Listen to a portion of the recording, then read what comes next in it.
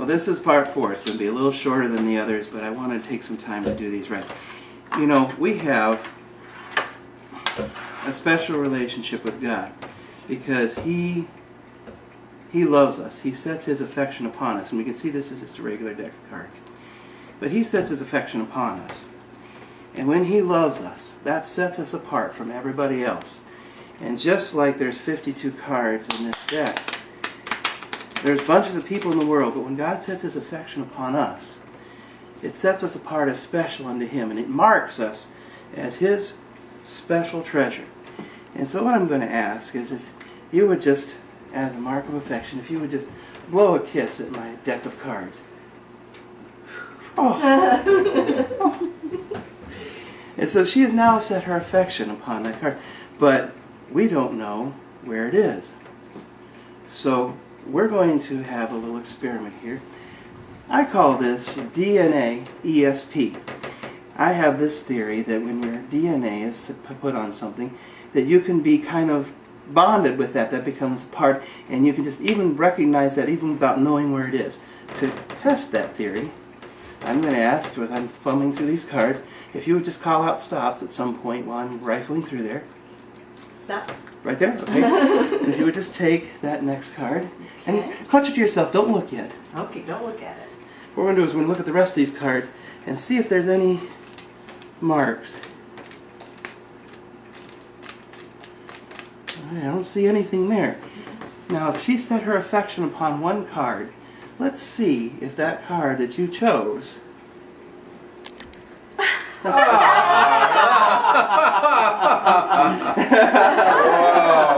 boy! And just as that is with us, when Christ sets His affection upon us, we are marked with His mark, His special mark. And even when there's 52 others, or 150, or 1,052 people around us, God knows that He set us apart with His mark, and His affection is upon us. Now, for our next thing, I want you to know that God knows the future, and that we can rest comfortably and securely in the knowledge that He knows what's coming long before we do, and we can just relax and be comforted that no matter what we see that's unexpected to us, God's already taken care of it long ago. And I want to give you an idea of that with this next effect.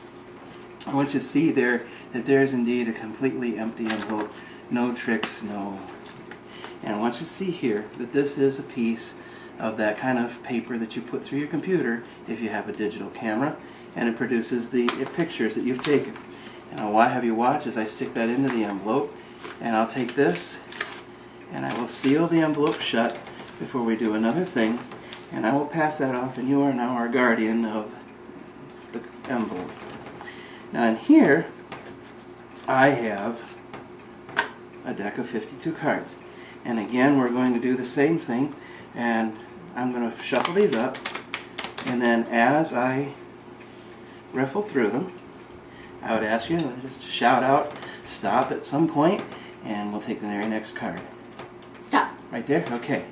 Now if you take the next card and clutch it to yourself, don't show anybody yet. Okay. Now we're going to take the envelope back. Now I said this was photographic paper, so I'm going to just kind of wave that towards where she's holding the card, and hopefully that the warmth of her warm, loving heart will project through that card and into this envelope and create an image for us to see. You see there's nothing else in the envelope, but produced on the card is a picture of the Ace of Diamonds. Now if you would kindly remove that card from your chest and show us what card. Yeah.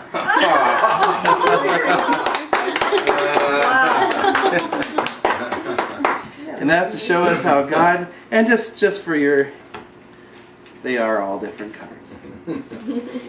But that shows us how God knows the future, and even though He reveals it to us later on, He knew about that future all along and had it all taken care of where we don't have to worry. Now the last one I want to show you tonight is a special one to me. It has to do And again, we just have a standard deck here. Now what I've done here is I've taken the liberty of moving all the aces to the front of the deck. And I'm going to set those here for a moment. And I'm going to take the rest of the deck and just shuffle it up. And I'm going to tell you a story, and then I'm going to show you how that applies to real life. Now these are all aces because I want to tell you a story. My dad was a pilot in World War II. And when you were a pilot and you did a number of good things, usually it was getting rid of enemy pilots, after you'd done enough of those, you became what's known as an ace.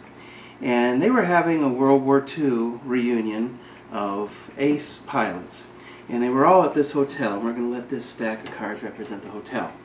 And what I'm going to do is I'm going to ask you if you would just take half of those aces. Okay, and then if you would take one of these two. Okay, now I'm going to leave that one with you. You can give that one back to me. I'm going to set that over here. This is the one you chose. That's going to be at the end. Now we're going to tell a story. This is the last night at the hotel. Their reunion's almost done. And they're going to go up to the restaurant that it's the top of the hotel. And they are going to have their last kind of reunion meal together and, you know, swap stories and late into the night.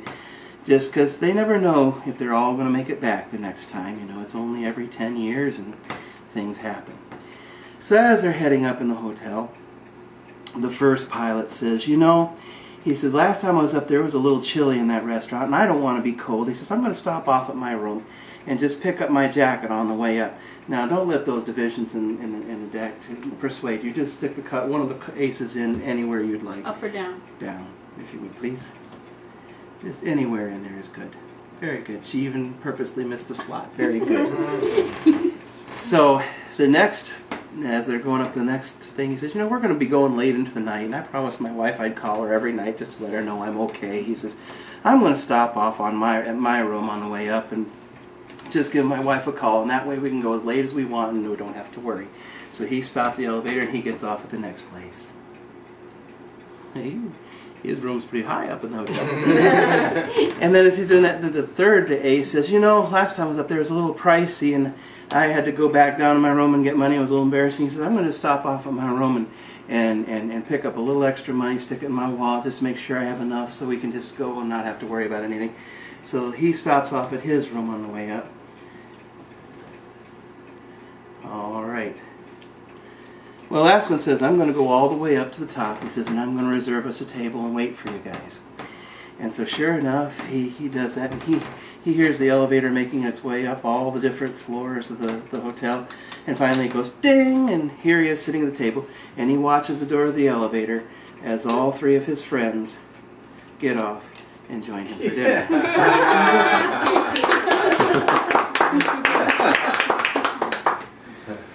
Now, what that tells me is that, you know, we're all given different abilities, and some of us don't rise as high in life as others. You know, some of us have very, very boring, you might even say, jobs or positions in life. And we sometimes wonder if God's paying attention to us or if we really matter. But you know, when we all get to heaven, if we get to that great banquet feast of the Lamb, and we'll see that He pays attention to each and every one of us, that first of all, we all got there. And it wasn't because of how good we were one to the other, but because He loved us all equally. And so we all arrive safely at our eternal home because God loves us equally no matter where in life we were stationed. But the other thing it reminds me is that they all got there and they all partook in the meal. That even though one was on one floor and one was on the other and one was on the other, that at the end of things, they all arrived and they all received the same reward. And it's important for us to remember that you know, you may not seem as important, not as many people may know your name, you may never, you know, get on YouTube and do magic that people that you've never met will see. But the important thing is that you remember that God always sees you, and that you are going to arrive home just the same as anyone else, and your reward will be the same, because it isn't based upon you or where you were, it was based on His love for you. And He always, always is faithful.